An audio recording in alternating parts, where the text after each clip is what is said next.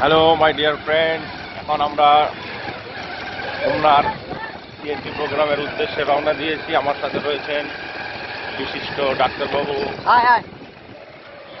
সবাই ডক্টর সায়ন, হোমনাতে থাকেন বাংলাদেশ।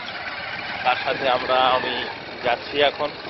অত্যন্ত সুন্দর একটা প্রাকৃতিক পরিবেশ, মনটা ভরে যাচ্ছে। সকালের স্নিগ্ধতা, পাখির কলরব এবং ডাক্তার সাহেবদের মতো বিশিষ্ট মানুষজন যাদের সহায়তায় আজকে ভেস্টিজ একটা সার্থকতা পেয়েছে আমার জীবনে।